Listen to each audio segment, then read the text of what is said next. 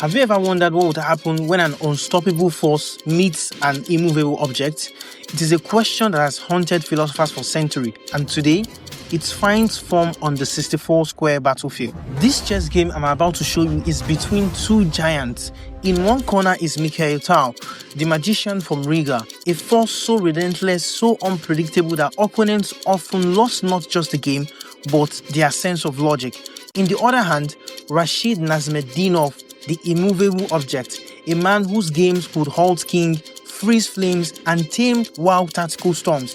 His positional feel was so ironclad, and his instinct was otherworldly. So, what does happen when Tal's unstoppable attack crashes into Nezhmetdinov's unshakable resolve?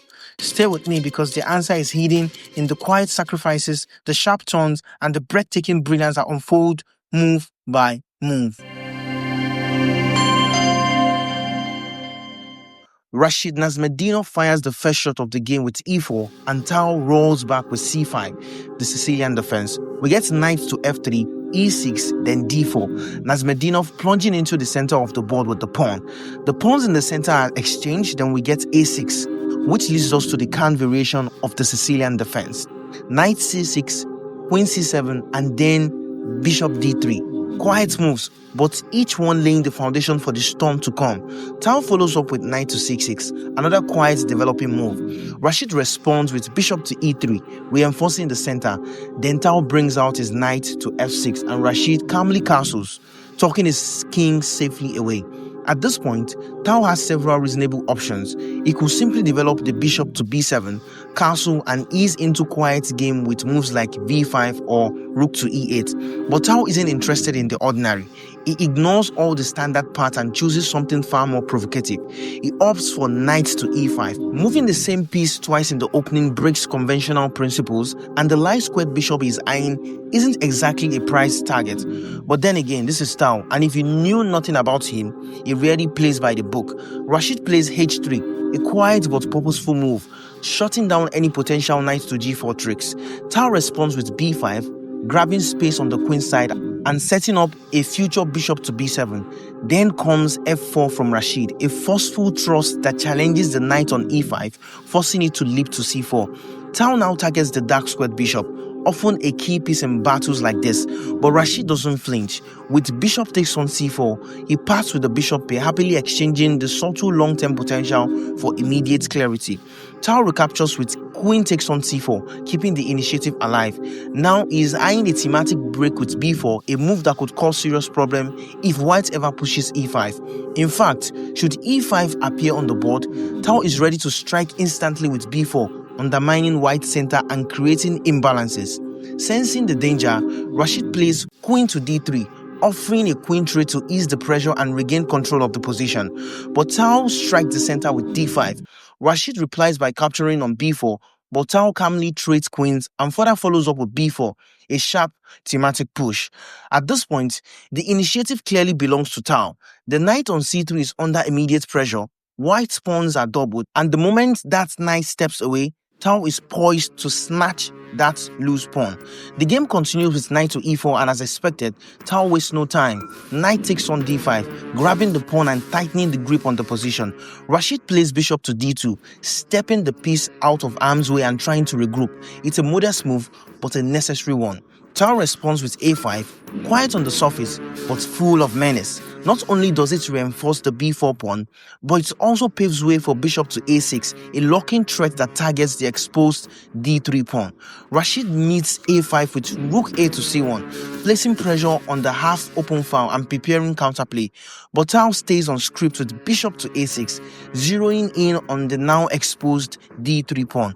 But Rashid does not defend it. Instead, he calmly plays rook f to e1, leaving the d3 pawn hanging. Why? Because in this position, that pawn isn't an asset, it is a liability, a distraction. Rashid's focus has never been on material. His eyes are locked on the enemy king, and he knows if Tal doesn't castle soon, the storm is coming. For example, if Tal plays bishop takes on d3, Rashid immediately will respond with f5, and if the bishop captures the knight, the rook recaptures, and now the position begins to crack. Lines open, pressure builds, and suddenly Tal is no longer the one attacking, he is the one under fire. The king is still stranded in the center, and the e6 pawn is under triple attacks with no way to defend it. Tal might consider knight to f3, trying to chase the rook away, but Rashid wouldn't flinch. The rook will simply drop back to e2, staying on the file, keeping the pressure and patiently waiting. If Tal continues with rook to d8 targeting that knight, Rashid has a cool reply, knight to b5, and once again, the e6 pawn is under fire, now with a double attack. But it doesn't stop there. Knight to c7 check is also looming, threatening to triple the pressure on that same weak pawn. All of this stems from the simple truth: the d3 pawn was never worth it. Capturing it only invites unwanted chaos into black's position. So after rook fe1, Tal plays g6, quietly preparing to develop his bishop and finally castle to safety. But it is at this moment that Rashid draws his magical wand and plays the stunning move f5. The idea behind this move is more than just tactical, it is visionary. Rashid isn't just attacking a pawn, he is cracking open the center while the king still lingers there, exposing the heart of Tal's position before it ever gets a chance to breathe. Why would you play f5 in this position? Okay, let us do some analysis. Obviously, Tal cannot play e takes on f5 because that would be a disaster. Because after that, knight to f6 check follows instantly and things would fall apart. The king would be forced to move to d8, which is the only legal move, and then would come the hammer blow, rook to e8 checkmate. And just like that, what looks like a harmless pawn push has become a little trap. For this reason, it is clear that capturing with the e-pawn is out of the question. However, capturing with the g-pawn is far more reasonable for Tal. It kicks the knight to c5, which is then met with bishop takes on c5. After the rook recaptures, the position stabilizes and Tal can finally castle. Even if Rashid tries to exploit the overloaded e6 pawn with knight takes on f5, Tal has a clever resource. The bishop swoops in with bishop takes on b3, striking back. Not only does it restore material balance, but it also immediately attacks the knight on f5, putting Rashid on the defensive. On paper, this is a good position for Tal. He's up a pawn, the position is balanced and playable, and his king is relatively safe. But against all odds, Tal didn't go for this solid, sensible line. Instead, he found something different, something sharper, riskier, because Tal wasn't just playing the board, he was playing the man. Tal came up with a clever idea. Bishop to g7. On the surface, it is a smooth developing move, but there is more. It also gains a tempo on the knight sitting on d4. So what is the plan? Force the knight to move and only then play g takes f5 under better circumstances. But this is where Rashid sets the trap. Instead of retreating the knight, Rashid throws a shocking move, f6. At first glance, this move looks like a blunder.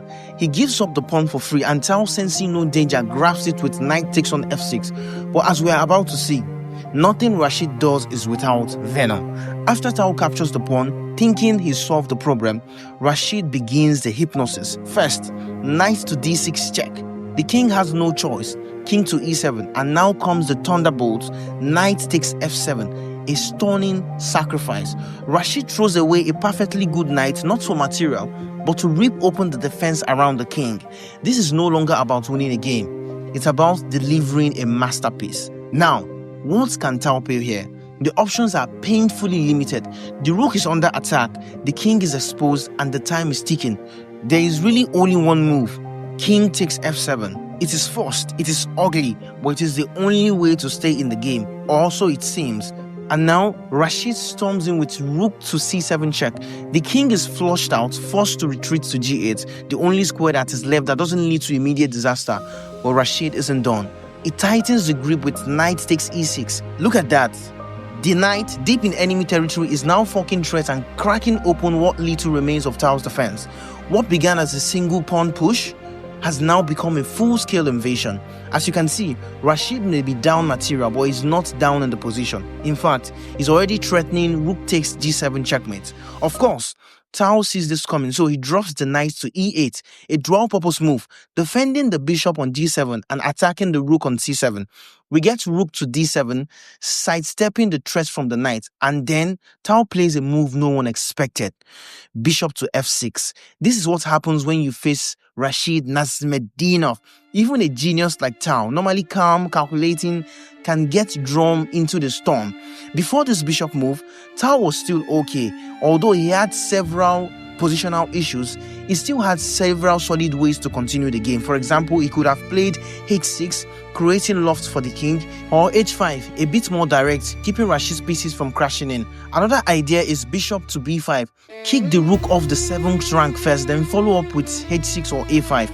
But instead, Tal plays bishop to f6, a move that gives Rashid exactly what he needs. A move that, to this day, has puzzled even the sharpest mind. It has been replayed and reviewed for decades, and yet the purpose of this move remains unclear. There are no words to fully describe it because it loses on the spot. And here's the twist. It only loses to one move, but that's all Rashid needs. Like he had seen it hours ago, immediately plays rook to f1, a cold, clinical move that unlocks the final act of this attack. Now Tal is in deep trouble. If the bishop moves anywhere, for example, bishop takes b2, then Rashid ends the game instantly with rook to f7 checkmate. Even if Tal tries something like bishop to b5, attacking the rook, Rashid replies with rook takes f6, and in this position there is no defense. If you capture that rook, rook to g7 is mate. If you capture the other rook, rook to f8 is mate. No matter what black plays, checkmate is inevitable. So after rook to f1, the game is practically over. But Tal, ever the fighter, plays on with knight to g7. Rashid responds without hesitation.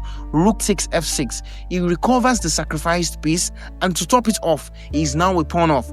But more important than material is momentum, and he has it as well. Rashid's rook are deep inside enemy's territory, fully activated. Meanwhile, Tal's rooks remain sidelined, unable to enter the fight. One side is surging with energy, the other is slowly suffocating.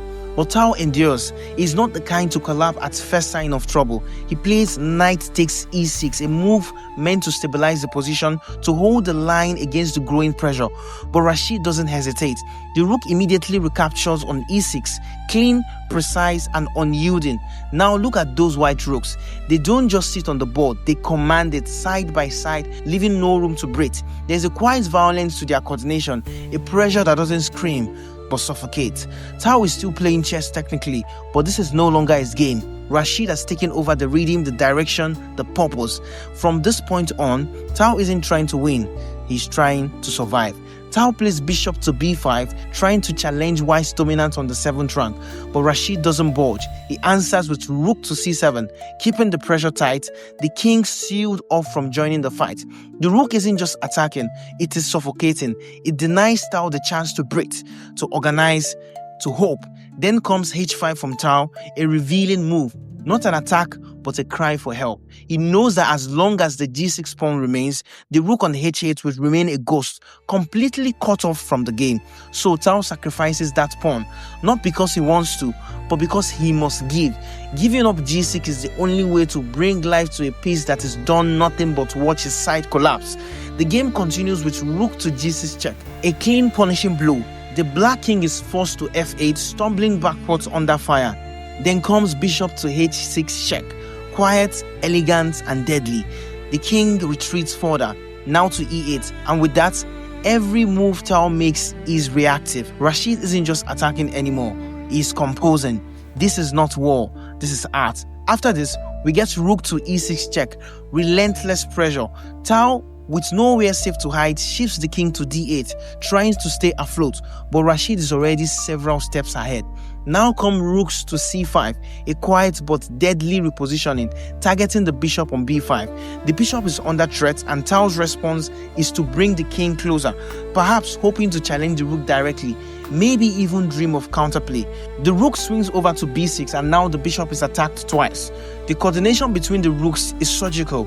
With Tal's pieces running out of squares, Tal evades the immediate threat by capturing a pawn with bishop takes on d3.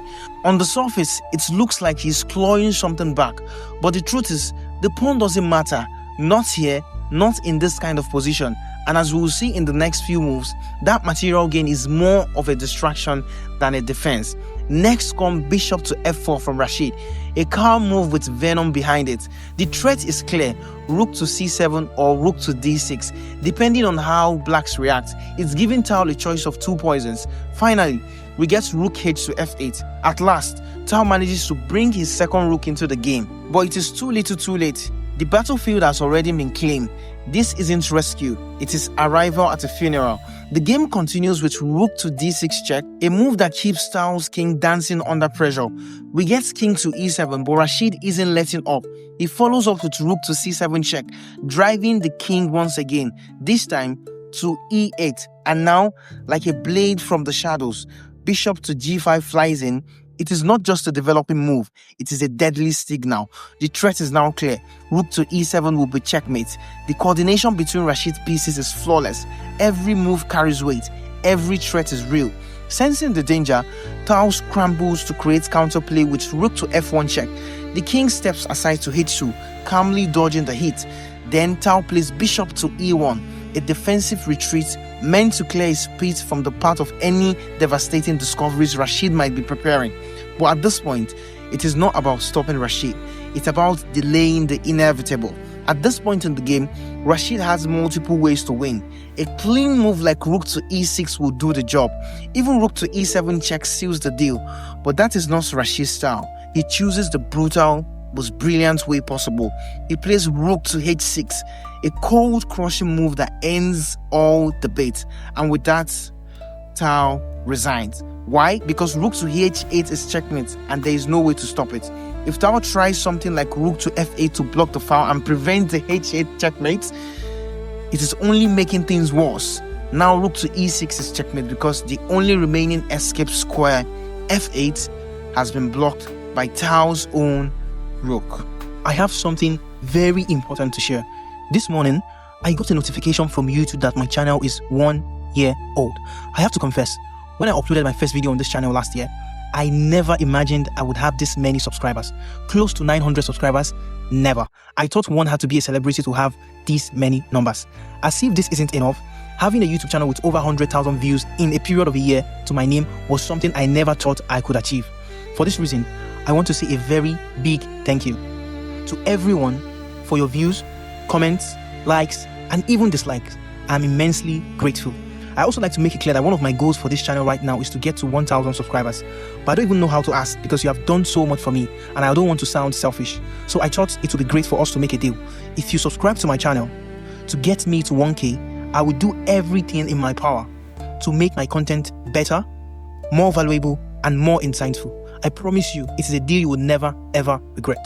So please, thank you as you subscribe.